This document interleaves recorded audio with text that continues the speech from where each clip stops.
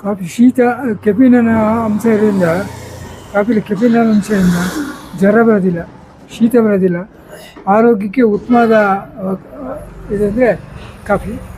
ಚಳಿ ಇವಾಗ ಇಡೀ ಇಂಡಿಯಾನೇ ಗಡ ಗಡ ಗಡ ಗಡ ಅಂತ ನಡೆಸ್ತಾ ಇದೆ. ಚಳಿ ಹೋಗಬೇಕು ಅಂದ್ರೆ ಏನು ಮಾಡಬೇಕು?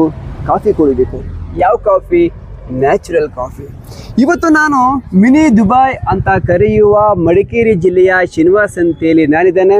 ಇಲ್ಲಿ ನ್ಯಾಚುರಲ್ ಕಾಫಿ ಎಲ್ಲೆಲ್ಲಿ ಸಿಗುತ್ತೆ, ಯಾವ್ಯಾವ ಶಾಪ್ಗಳಿದೆ ಅಂತ ನೋಡೋಣ. Come on, let's go. Shri Ganesha coffee works ಉತ್ತಮವಾದ ಕಾಫಿ ಪುಡಿ ದೊರೆಯುತ್ತದೆ. ಅಣ್ಣ, ಉತ್ತಮವಾದ ಅಂತ ಹೇಳಿದ್ರೆ ಹಿಂಗೆ?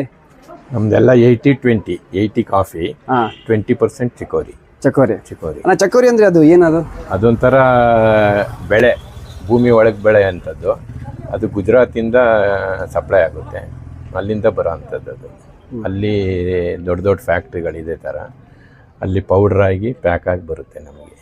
ಎಷ್ಟು ದಿನ ಬಾಳಿಕೆ ಬರುತ್ತೆ ಈ ಕಾಫಿ ಪೌಡ್ರ್? ಇದು 2-3 ತಿಂಗಳು ಇಡ್ಬೋದು. ಅಂದರೆ ಅದು ಕವರ್ನಲ್ಲೇ ಇಡಾಗಿಲ್ಲ, ಅದನ್ನು ಇದು ಪಾತ್ರೆ, ಬಾಕ್ಸಿಗೆ, ಸ್ಟೀಲು ಇಲ್ಲ ಸಿಲ್ವರ್ ಪಾತ್ರೆಗೆ ಹಾಕಿ ಅದನ್ನ ಇಡಬೇಕು. ಆವಾಗ ಚೆನ್ನಾಗಿ ಒಂದೇ ಟೇಸ್ಟ್ ಬರುತ್ತೆ. ಕವರಲ್ಲಿ ಇಟ್ಟು ಮಾಡಿದ್ರೆ ಅದು ಒಂದು ಹೇಳಿ, ಇವಾಗ ಈಗ ಸಿಟಿ ಕಡೆ ಮತ್ತು ನಗರಗಳೆಲ್ಲ ಇವಾಗ ಇನ್ಸ್ಟ್ಯಾಂಟ್ ಕಾಫಿ ಪೌಡರ್ ಅಂತ ಬಂದಿದೆ. ಇಲ್ಲಿ ಇದು ನೀವು ಚಕೋರಿ ಮಿಕ್ಸ್ ಮಾಡಿ ಹುರಿದು ಕೊಟ್ಟು ಕಾಫಿ ಪುಡಿಗೂ ಅದು ಇನ್ಸ್ಟ್ಯಾಂಟ್ ಪೌಡ್ರಿಗೂ ತುಂಬ ವ್ಯತ್ಯಾಸ ಇದೆ. ಅದು ಏನಕ್ಕೆ, ಟೇಸ್ಟ್ ಯಾಕೆ ಬೇರೆ ಬರುತ್ತೆ, ಮತ್ತು ಅದು ಇನ್ಸ್ಟ್ಯಾಂಟ್ ಪೌಡ್ರ್ ಹೇಗೆ ಮಾಡ್ತಾರೆ? ಇನ್ಸ್ಟೆಂಟ್ ಅದು ಕೆಮಿಕಲ್ ಉಪಯೋಗಿಸ್ತಾರೆ. ಅದು ರೋಸ್ಟಿಂಗ್, ಇದು ಪೌಡ್ರ್ ಹಾಕಿದ ತಕ್ಷಣ ಅದು ಕರ್ಗೋಗುತ್ತೆ. ಆ ಥರ ಮಾಡೋಂಗಿಲ್ಲ. ಇದೇನಿದ್ರು ಡಿಕಾಕ್ಷನ್ ತೆಗೆದು ಮಾಡಿದ್ರೆ ಅದು ಕಾಫಿ, ಅದೇ ಪ್ಯೂರ್ ಕಾಫಿ. ಈಗ ಅದನ್ನ ಅಣ್ಣ ಹೇಳಿ, ಇದು ಏನಿದು? ಇದು ಫಸ್ಟು ನಾವು ರೋಸ್ಟ್ಗೆ ಹಾಕ್ತೀವಿ ಬೇಳೆನ. ಇಲ್ಲಿ ರೋಸ್ಟ್ ಆಗುತ್ತೆ. ಹಸಿ ಬೇಳೆನ ರೋಸ್ಟ್ಗೆ ಹಾಕಿದಾಗ ಹಸಿ ರೋಸ್ಟಿಂಗ್ ಬರುತ್ತೆ. ಇಲ್ಲಿಗೆ ರೋಸ್ಟಿಂಗ್ ಬಂದು ಇದು ಕೂಲ್ ಆಗುತ್ತೆ. ಇದರಲ್ಲಿ ಕೂಲ್ ಆದಮೇಲೆ ಇಲ್ಲಿಗೆ ಬಿಡ್ತೀವಿ ನಾವು. ಇದು ಕಸ ಕಡ್ಡಿ ಕಲ್ಲು ಏನಿದ್ರು ತಕ್ಕೊಂಡು ಬರುತ್ತೆ. ಇದು ಈ ಥರ ಬರುತ್ತೆ.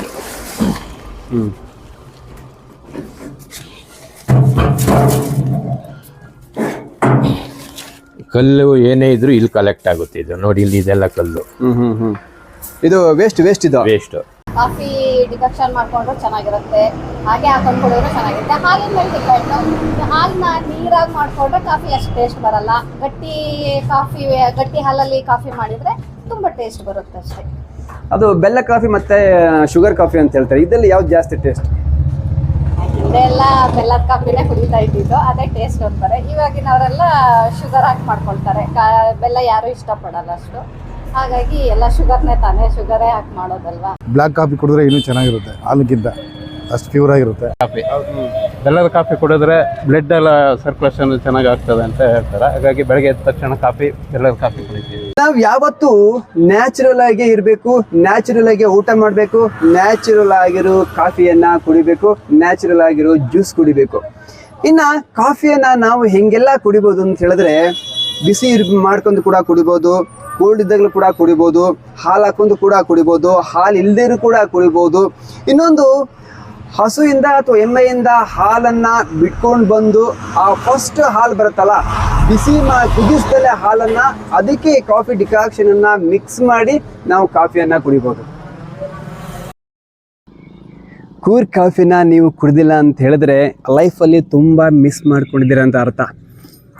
ಈಗಲೇ ನೀವು ಕೂರ್ಗಿಗೆ ಬಂದು ಕಾಫಿ ಕುಡೀರಿ. ಇಲ್ಲ ಅಂತ ಹೇಳಿದ್ರೆ ಕೂರ್ಗಲ್ಲಿರೋ ಯಾರಾದರೂ ನಿಮ್ಮ ಸ್ನೇಹಿತರಿದ್ದರೆ ಅವ್ರ ಹತ್ರ ನೀವು ಕಾಫಿ ಪುಡಿಯನ್ನು ನಿಮ್ಮಲ್ಲಿಗೆ ತರಿಸ್ಕೊಂಡು ಕಾಫಿ ಮಾಡಿ ಕುಡೀರಿ ಅಂತ ಹೇಳ್ತಾ ಮುಂದಿನ ಒಂದು ವಿಶೇಷ ಕಾರ್ಯಕ್ರಮದೊಂದಿಗೆ ಬಂದು ಭೇಟಿ ಮಾಡ್ತೀನಿ. ಅಲ್ಲಿವರೆಗೂ ನಮಸ್ಕಾರ.